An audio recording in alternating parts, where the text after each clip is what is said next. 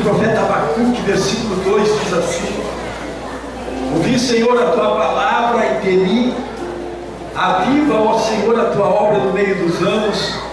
No meio dos anos a notifica.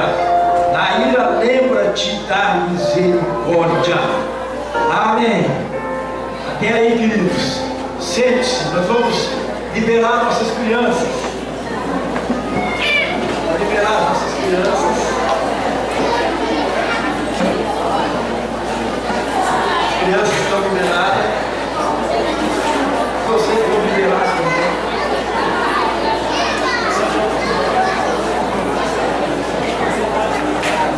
Glória a Deus. Aleluia. Nosso pastor está em viagem, né? Para começar o culto agora. Aleluia.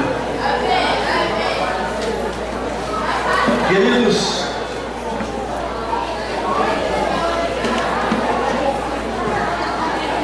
não fique distraído, por favor. Nós lemos aqui no livro do profeta Abacuque que ele diz: ouvi, Senhor, a tua palavra e temi. Aviva, ó Senhor, a tua obra no meio dos anos. No meio dos anos a notifica. Profeta Abacuque, profeta que viveu mais ou menos na mesma época do profeta Sofonias. Acho que o profeta Geu.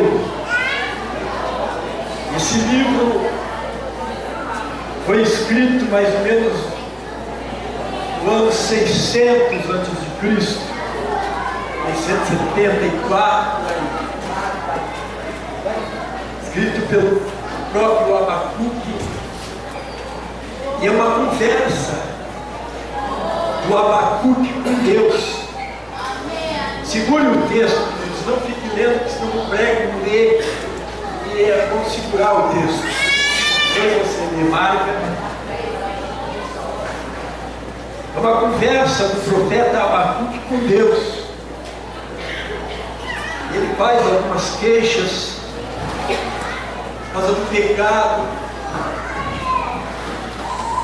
a judiaria que os povos babilônios faziam contra eles. Ele pedia resposta a Deus. Então ele fez uma oração pedindo que o Senhor avivasse a sua obra. Essa questão, querido, do avivar a obra, fala em avivamento. Alguém busca avivamento? Amém. Aleluia. Então, quando nós conhecemos a palavra de Deus, nós vamos aprendendo os princípios do Senhor. O Espírito Santo, ele planta no nosso coração esse desejo de avivamento. E aí o crente é levado a buscar a Deus, a orar, faz campanha de oração, jejua. Então ele quer ter avivamento, começa a aprender sobre os dons, aí ele começa a buscar dons. Primeiro a gente leva o povo, geralmente nós pentecostais, a buscar batismo com o Espírito Santo. Então nós incentivamos, e muitos conhecem batismo no Espírito Santo em línguas. Quem conhece? Batismo no Espírito Santo em línguas. Quem recebeu? Amém. Mas muitos não receberam ainda, e às vezes não conhecem. Jesus disse no Evangelho de Marcos, ali no capítulo 16, versículo 15 em diante: e de pregar o Evangelho a toda criatura. Quem crer e for batizado será salvo, quem não crer será condenado. E ele disse: esses sinais acompanharão os que creem. falarão línguas, expulsarão demônios, curarão enfermos, e até se alguma coisa mortífera beber, não fará mal nenhum. É para aqueles que creem no Senhor. Então, há momentos que alguns são renovados, às vezes no culto, em línguas, e aquele que não conhece, às vezes está do lado, fica admirado, fica perguntando: o que é isso? O que está acontecendo? Não sabe o que está acontecendo. A pessoa está falando em outras línguas, é conhecido como língua estranha, porque uma língua, às vezes a pessoa não conhece. Há aqueles que dizem que o falar línguas também só fala quando fosse preciso no meio de um povo de outra língua, vamos dizer, se tivesse um inglês aqui que não falasse português, Deus usaria para falar em língua, para entregar um recado para esse inglês falando na língua inglesa. E isso acontece. Mas também tem aquela língua que é a língua dos anjos. Quando fala dos dons, só para tocar um pouquinho aqui, fala sobre as línguas, diz que a língua, ela dá uma edificação própria para aquele que fala. Tem outros que não acreditam que seja também língua dos anjos. Engano, os adventistas não creem que só falar língua é se falar outro idioma. Mas se diz que aquele que fala a língua edifica-se a si próprio, por que eu teria que falar em alemão para edificar a minha vida? Por que eu teria que falar em inglês, outro idioma humano, para me edificar? Não existe a língua dos anjos, sim. Senão não precisava. Eu falaria o português e seria edificado. Então, queridos, quando nós falamos em avivamento, geralmente nós pensamos, começando no batismo do Espírito Santo em língua. Busque, nós incentivamos. E aquele que nós preparamos da palavra de Deus, nós incentivamos. Tem sido feito essas ministrações aqui crescendo na fé. Quantas vezes aqueles que ministram estão fernando, leva muito povo a buscar, porque a buscar batismo do Espírito Santo em línguas. É o começo de uma grande renovação, é o começo também de dons na vida da pessoa, começa a ter essas experiências com Deus de maneira extraordinária.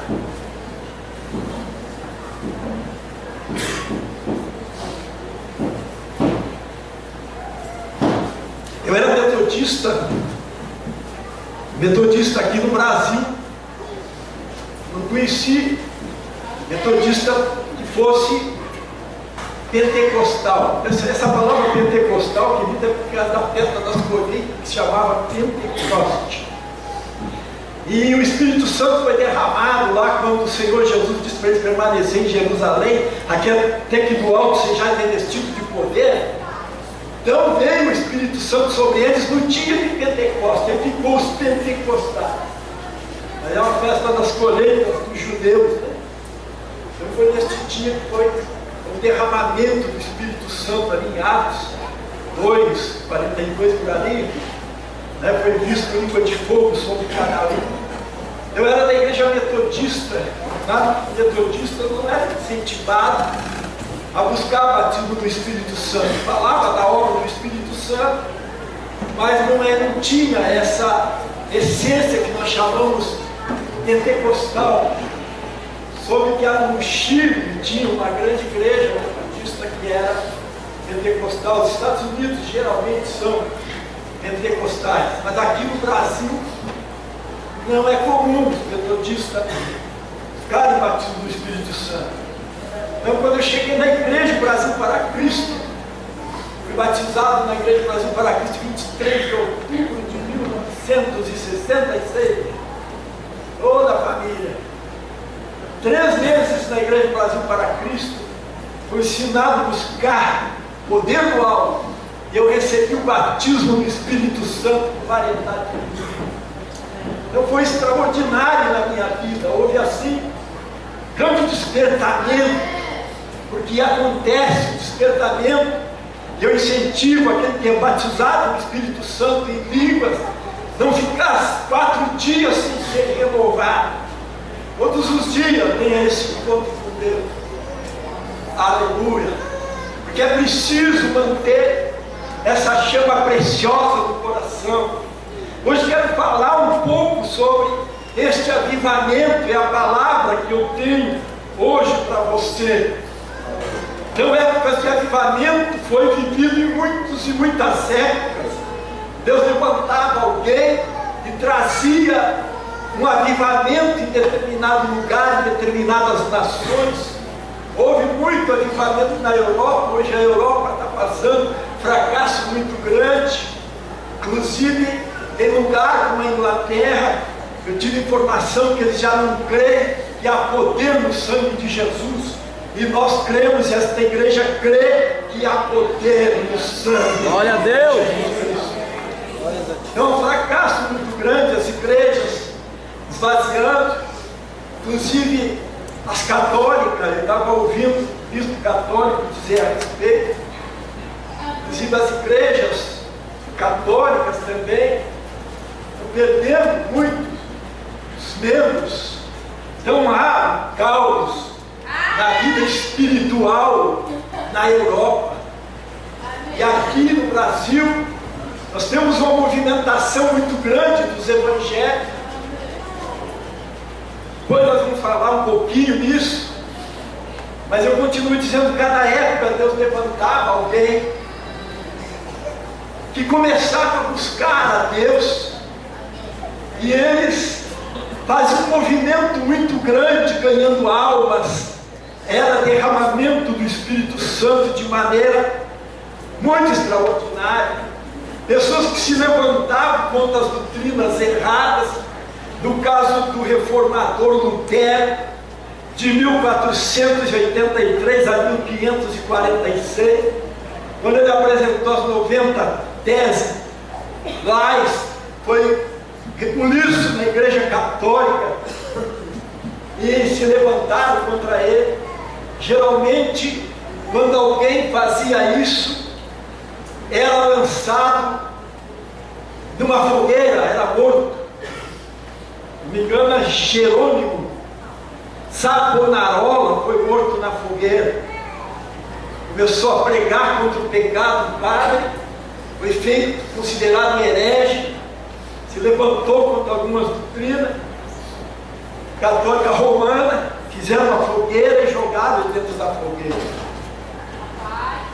João Hus também foi morto assim, e ele profetizou dizendo assim, não me engano, usa o sentido dessa palavra é ganso.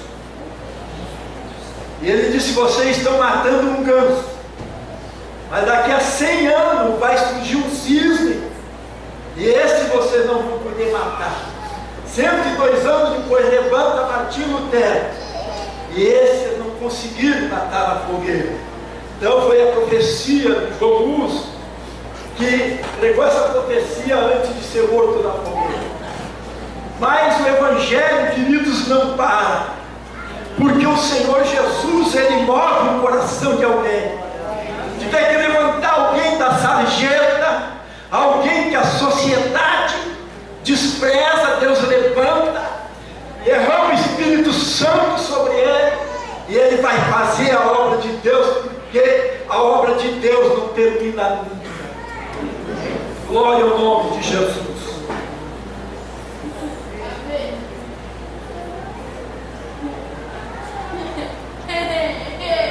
Então houve, além do Lutero, houve outros homens que marcaram época em avivamentos, em obras extraordinárias. Mais um deles chama-se João Bunyan. Era chamado de sonhador imortal. Querido, essas coisas, essa palavra, esses testemunhos, essas biografias, é para tocar o teu coração, para que você, baseando-se na vida também desses homens que deixaram o exemplo de fé e colocaram a vida no altar, você também possa colocar a tua vida no altar, não deixar morrer a tua espiritualidade, não deixar morrer o teu ênfase em relação a Cristo, não deixar morrer o fervor dentro do teu coração, porque aqui dentro dessa igreja Deus está levantando uma juventude que Ele está marcando com o Espírito Santo para a sua obra, porque nós vamos passando e precisa ir levantando alguém com graça para continuar com o evangelho genuíno, com o evangelho que não aceita o pecado, embora ameaçado por autoridades, e que hoje nós vivemos assim. Tudo que falamos se levantam contra aqueles que são mais ortodoxos na palavra, para se indignar com o evangelho. Nós não vamos continuar com esta liberdade de Deus. Tenho certeza que vai se afunilar para nós. Certeza que daqui a pouco vai se levantar grandes perseguições. Acontece em alguns países. Então, se outro que deixou o nome na história foi João Julian, chamado de sonhador imortal, 1628 a 1688, ele teve 12 anos preso. Lá na cadeia ele escreveu algumas literaturas maravilhosas. Ele foi o escritor de A Graça Abundante ao Principal dos Pecadores, Chamado ao Ministério, O Peregrino, o livro que depois da vida foi o mais vendido, A Conduta do Crente, A Glória do Templo, Pecador de Jerusalém é Salvo, As Guerras na famosa cidade de alma humana, A Vida e a Morte de Homem Mau, O Sermão do Monte, A Figueira Infrutífera, fez discursos sobre oração, O Viajante Celestial, Gemido de uma Alma no Inferno e A Justificação é Imputada, e outros livros, outros escritos que ele deixou. E o nome João Julian ficou conhecido muito através deste livro, O Peregrino, que conta a trajetória do cristão. Ele escreveu quando ele estava preso, 12 anos na cadeia, e foi inspirado, e é uma obra extraordinária que vale a pena ler, porque é a nossa vida, é o nosso dia a dia, é a nossa caminhada aqui na face dessa terra. Outro homem extraordinário entre tantos foi um homem chamado Jonathan Edwards, chamado de um grande avivalista em 1703 a 1758, famoso pelo sermão Pecadores nas Mãos de um Deus Irado. Os ouvintes se agarravam nos bancos, pensando que iam cair no fogo do inferno.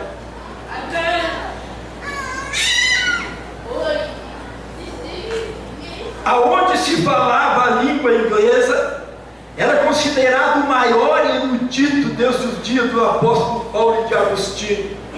Erudito é aquele que tem profundos e variados conhecimentos e que revela muito saber, seria um enciclopedista.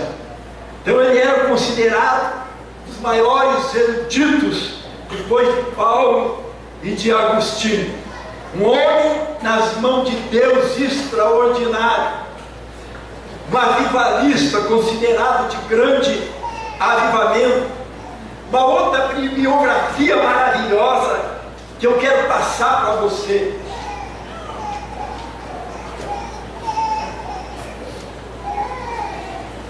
É a biografia de um homem que chamou-se John Wesley, 1703 a 1791. Foi o fundador da igreja metodista. Era chamado de a tocha tirada do fogo, como diz lá em Zacarias 3:2.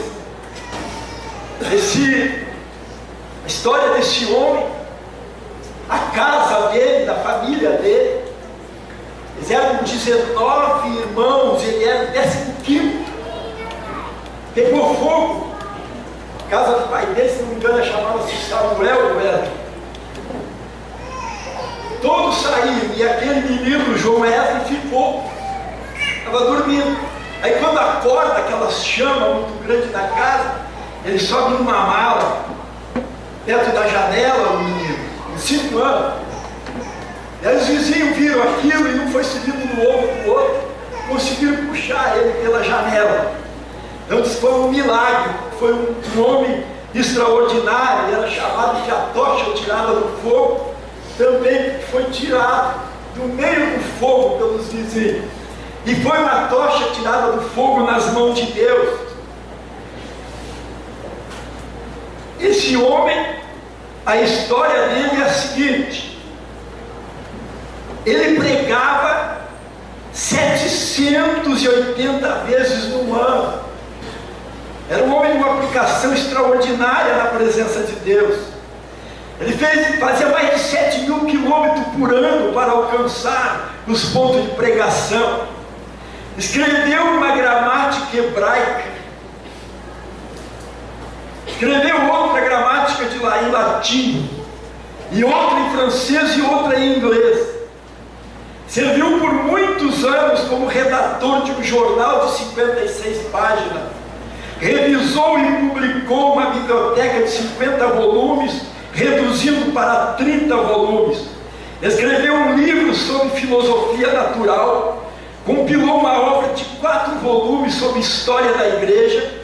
Publicou um livro sobre a história de Roma, outra sobre a história da Inglaterra. Preparou e publicou 3 volumes sobre medicina e 6 sobre música para os cultos. Então você veja que era um homem ativo na obra, um homem ocupadíssimo na obra de Deus. João Wesley e seu irmão Carlos publicaram 54 hinários. Com a idade de 70 anos, ele pregou para uma multidão de 30.000 pessoas e foi ouvido por todos. Naquela época não tinha os alto-falantes, pregava ao ar livre. Com 70 anos, ele teve a capacidade de 30.000 pessoas ouvir esse homem, porque o Espírito Santo na vida deste homem. Tem um salmo que diz que na velhice darão ainda frutos, serão cheios de seiva e de verdor. Não há idade para o Senhor, tanto novo de 20, como de 80, de 90 e de 100. Não há limite para Deus. Então, ele fazia essas proezas pela misericórdia e pela presença de Deus. Aos 86 anos ele foi na Irlanda e pregou 6 vezes ao ar livre, e pregou 100 vezes em 60 países, com 86 anos de idade. Grande avivalista João Wesley, que deixou o nome na história por ter vida no altar. Avivamento, renovação. Você que tem desejo de avivamento, vai pegando essas bases desses homens. Nós poderíamos falar em George Whitefield, David Brenner, Christopher Evans, Henrique Martin, Adoniran Judson, Carlos Finney e outros tantos poderíamos falar aqui. E foram avivalistas, homens que puseram a vida no altar e que deixam esse exemplo que mexe com o nosso coração.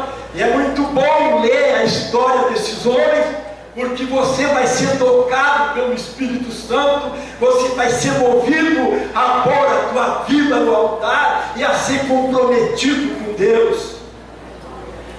Outros avivamentos aconteceram.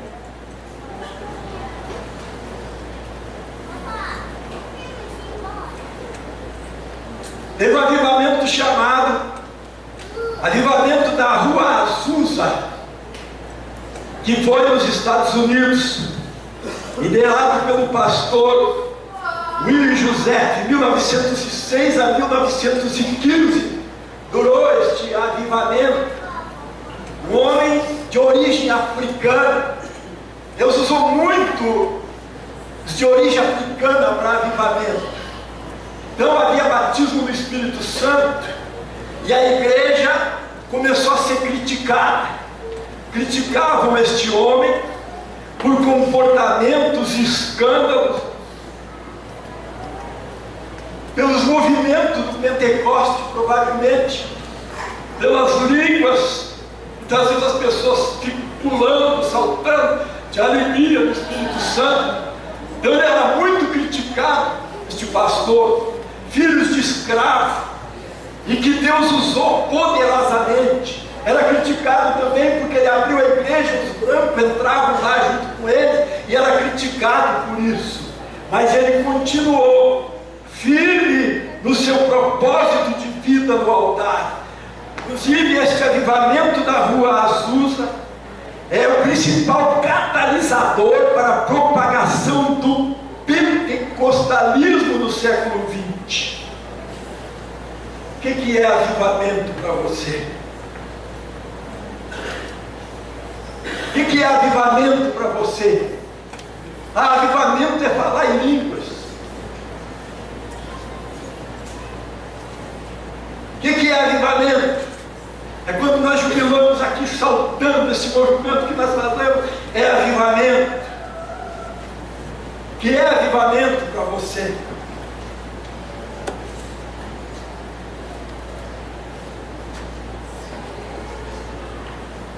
Quando nós levantamos de manhã para orar 5 horas da manhã, inclusive amanhã de manhã, 5 horas da manhã, a oração aqui. É avivamento. Como é que você vê essa questão do avivamento? Queridos, eu quero passar para você o seguinte: avivamento, essa palavra avivamento, é realce, é renovação. Avivar é reanimar, é restaurar, é tornar vivo. Avivar é polir. Avivar é deixar à vista as partes sãs pela extração das partes infectadas. É retocar, é pintar com cores vivas, tornar mais bonito, tornar mais intenso. Isso é a palavra avivar. Aleluia. Então nós vimos que avivar traz uma mudança de vida. Pentecostal, às vezes, ele se considera avivado, mas muitas vezes tem que botar muita coisa na vida dele no lugar. Mas porque ele fala línguas, ele é renovado em língua, ele diz que está avivado, está tudo bem, não se importa, deixa tudo assim mesmo. Mas Deus quer que nós ponhamos as coisas no lugar.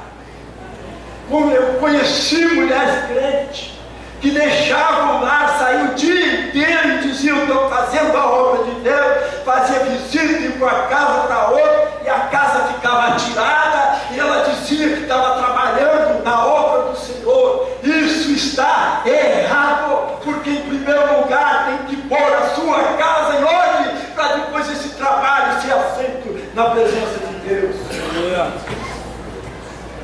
Aleluia. Glória a Deus. Nós somos aceitos diante de Deus por aquilo que nós somos, não por aquilo que fazemos. Aleluia. Então, às vezes a pessoa pode fazer um monte de coisa na obra de Deus, mas a vida está toda errada. Então Deus vai levar mais em conta aquilo que somos do que aquilo que fazemos. O Espírito Santo quer nos avivar cada dia, quer injetar em nós esse avivamento, mas um avivamento com aqueles que são comprometidos com Deus, com aqueles que deixam de ser comprometidos com o mundo e digam, como disse Isaías: eis-me aqui, envia-me a mim, Senhor. Às vezes a pessoa diz: eis-me aqui, mas envia-me a mim, ele não diz. Diga: envia-me a mim. Aleluia. Deus quer avivar, quer levantar do nosso meio pessoas extraordinárias, cheias do Espírito Santo com dom. Deus não mudou, Ele é o mesmo, Ele opera milagres, Ele derrama o Espírito Santo sobre homens, mulheres e crianças. E eu dizia: não há idade para isso, é colocar a vida no altar, para não se conformar com este século, ter uma vida totalmente transformada. O verdadeiro avivamento coração do ser humano e pôr as coisas no lugar. Glória ao nome de Jesus. Então, avivamento é realce, renovação. Tem um dicionário que eu gosto bastante, antigo, chamado Dicionário Magno.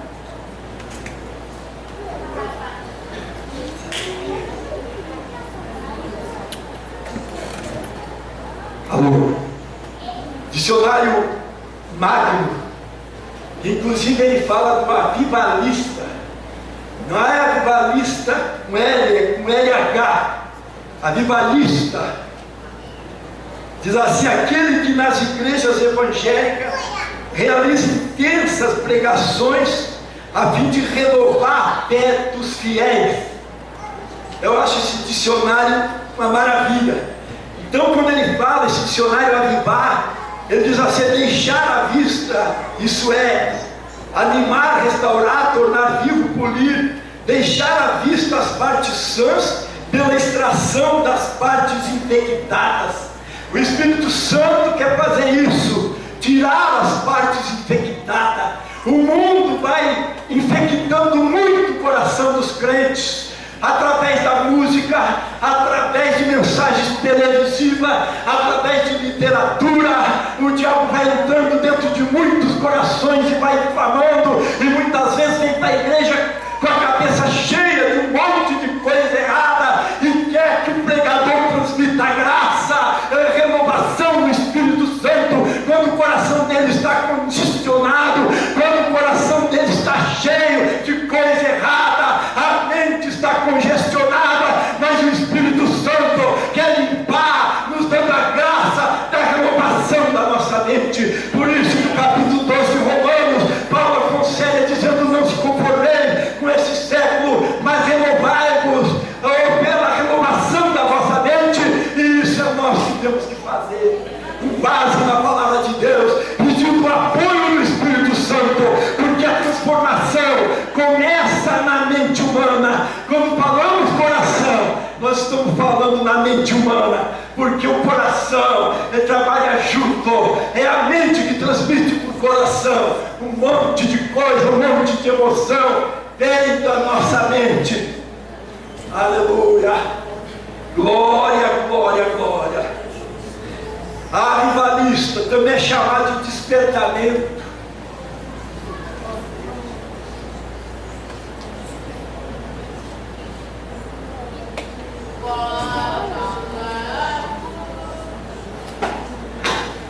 Também é chamado de despertamento. Despertar é abrir os olhos após ter dormido. Você dorme, você acorda, você despertou, alguém bate, chama, o Espírito Santo está te chamando, o Espírito Santo está tocando no teu coração, para nos tirar da dormência, para olhar para este mundo e arrepunar o que há neste mundo de tanto pecado. Hoje nós falávamos um assunto lá em casa e nós dizíamos: para o povo de Deus tem que ser muito firme para sobreviver na terra, no meio deste mundo que está injetando tanta coisa na mente da humanidade. Ao começar pelas crianças, pela juventude, e não é só a juventude, os velhos também, porque nós estamos no meio de um bombardeio de carnalidade, de coisas terríveis aí. Mas aquele que perseverar até o fim, esse será salvo. É preciso aquele que se compromete com Deus para pregar contra o pecado, para não aceitar o pecado, mesmo que ameaçado. João Wesley tirou a Inglaterra por causa espiritual, do alcoolismo, da prostituição. Era demais na Inglaterra naquela época, e ele apanhou muitas vezes foi deixado como morto, e batiam na boca, davam uma bofetada, mas aquele homem avançava. A vida dele era levantando 4 horas da manhã, durante 60 anos, sempre levantando 4 da manhã, orando às 5 horas da manhã, leitura bíblica em fazer o trabalho na seara do Senhor. Ele permaneceu firme, embora apanhava, embora recebia bufetada. Será se alguém entrar aqui dentro e baixar o morrer de nós, no outro domingo nós vamos estar aqui dentro dessa igreja cultuando? Queridos, a igreja se socializou e ficou muito difícil quando ela se socializou, porque ela é uma igreja até então protegida. Se alguém quer bagunçar, chama as autoridades para nos defender. Mas será que sempre vai ser assim?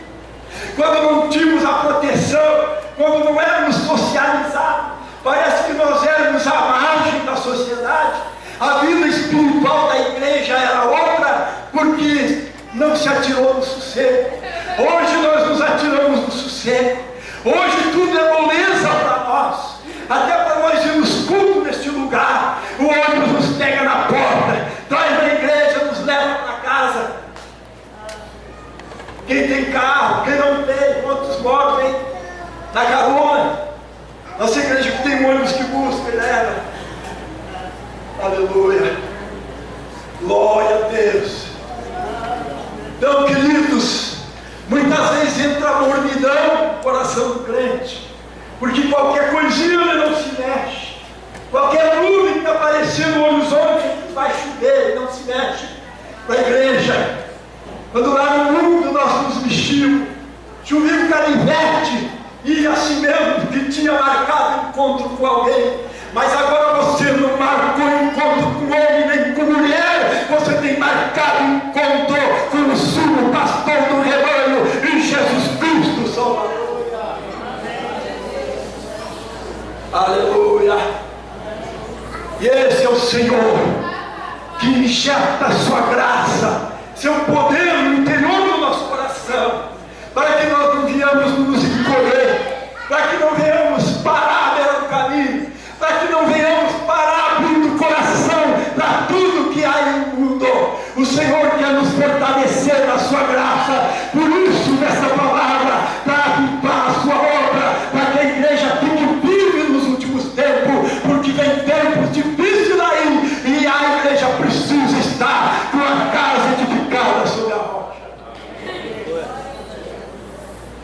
Aleluia. Aleluia.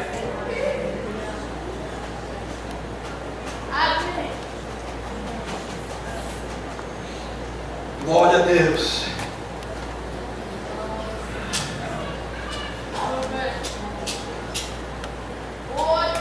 Houve um grande reavivamento em Mispa. Está na Bíblia. Ouça 1 Samuel capítulo 7, verso 3, diz assim: profeta Samuel advertiu o povo. 1 Samuel 7,3 diz assim: então falou Samuel ao povo de Israel, dizendo: se com todo o vosso coração vos converterdes ao Senhor, tirai dentre vós os deuses estranhos e os astarotes, e preparai-vos o vosso coração ao Senhor, e servi a Ele, somente a Ele vos libertará das mãos dos filisteus. E diz então Israel: tirou os ídolos e serviu ao Senhor. Então nesse versículo nós encontramos 5 condições para a libertação do povo. Primeiro, converter-se a Deus de todo o coração. Como eu disse, isso é mudança de pensamento, mudança de atitude. Segundo, tirar todos os deuses estranhos. Terceiro, tirar os astarotes. Esse ídolo Astarotes era um ídolo mulher, com uma lua crescente na sobrancelha, ídolo adorado com perversão sexual. Hoje que você vê disposição sexual, isso já vem há muitos anos. Então sempre quando Israel pecava, ele era levado a adorar esse tipo de ídolo, que era adorado com perversão sexual. Era terrível isso. Então a carnalidade sempre foi muito grande no ser humano. Então era tirar esses astarotes. Quarto era preparar o coração perante o Senhor. E quinto era servir somente ao Senhor. Aleluia. Queridos, às vezes nós temos aqueles ídolos lá enrustidos, que ninguém vê.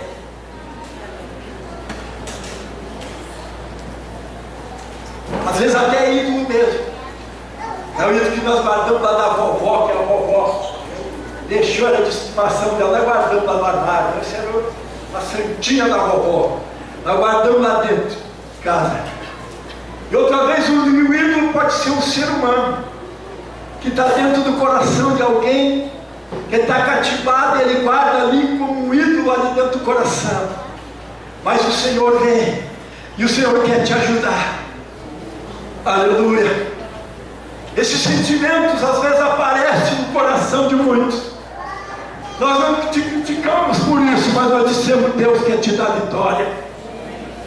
Entrega isso ao Senhor. Diz: Senhor, essa é a minha luta, isso me agrada, e eu não quero ser assim. Então faz essa confissão diante do Senhor. Tem pessoas que não dizem isso para ninguém, não dizem isso para Deus. Confessa aí. Diga: Senhor, explicativo, eu tenho tal pecado e eu gosto desse pecado. Tem pecado que é agradável para o ser humano, porque o pecado não dói. O que dói é o efeito do pecado, da desobediência. E aí o inimigo, Satanás, se mete. Mas diga: Senhor, tal pecado eu tenho prazer nele, mas eu não quero ser assim. Me ajuda a vencer, Senhor. Você vai ver que Deus vai mudar a tua vida. Conta, seja bem sincero, bem honesto. Aí o Senhor vai reavivar, quer tirar as partes que não prestam, para deixar à vista a essência do Espírito Santo colocado, derramado dentro do nosso coração. Aleluia. É as preparações de Israel para a vitória. Primeiro, tirar os balaíns e os astarotes. Segundo, passar a servir somente ao Senhor. Reuniram-se para orar. Quarto, eles derramaram a água, conta lá na Bíblia, como símbolo de derramamento dos seus corações de oração a Deus, um testemunho diante de Deus. Jejuaram perante o Senhor. Sexto, confessaram os seus pecados contra Deus. Você tem que orar e confessar os pecados. Nós temos que fazer isso sempre. Por mais que não temos pecados grosseiros, mas há muito que nos assola, às vezes, dos pensamentos que nós temos que puxar, porque nós temos temor, e diante de Deus tem a trava que nos segura para não pecar, é o chamado temor a Deus. Então eles confessaram os seus pecados. Certo? Eles foram julgados pelo profeta Samuel e consertaram coisas entre si. Quer avivamento? É preciso consertar. Às vezes não é em casa, às vezes entre o casal, entre a família, às vezes entre os irmãos. É preciso consertar. O pentecostal às vezes quer avivamento, como eu estava dizendo, mas existe muita coisa para consertar. Mas hoje você pode consertar aqui na presença de Deus, oferecendo sacrifício. Nono, clamar ao Senhor. Décimo, depender de Deus e do profeta para serem libertos dos inimigos. Então essa dependência de Deus, e para esse avivamento e a nossa comunhão com Deus, sempre temos que consertar coisas. E o próprio Espírito Santo vem através da sua palavra para pôr o nosso coração